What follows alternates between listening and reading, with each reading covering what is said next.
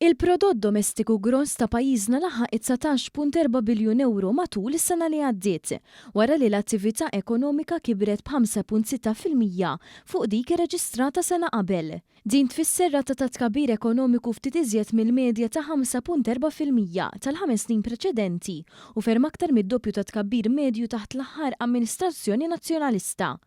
Ir-rapportat dan il-Gazzetta Kulħadd li qalet kif illum il-ġurnata l-ekonomija Maltija hi kważi 20% akbar milli kienet qabel il-pandemija tal-COVID-19 u kważi d-doppju ta' dak li kienet fl-2012. Il-kulħadd spjegat li fl-4 snin kemm ilu Prim Ministru Robert Abela l-ekonomija ta' pajjiżna kibret bi kważi 2.5 biljun euro, anke meta tneħħi l-effett tal-inflazzjoni.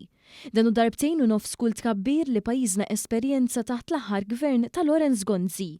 Fil-fatt bejn l-2020 u l-2023 l-ekonomija tagħna kibret daqskemm kienet kibret fi żmien 3 amministrazzjonijiet nazzjonalisti ta' bejn l-1998 u l-2012 f'14-il sena. Intqal li nofs tkabbir ekonomiku li seħħ qabel ma sena qabel kien ġej mis-servizzi professjonali u amministrattivi, is-servizzi finanzjarji u dawk tal-informazzjoni u komunikazzjoni. Il-kulħadd irrimarkat li l-ixprun ta' tkabbir ekonomiku kompla jkun il-konsum privat.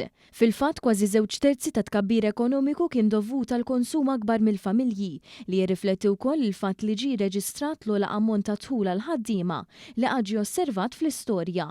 Fl-istess ħin it-turiżmu laħaq livelli rekord waqt li setturi diġitali komplew jespandu brata qawwija.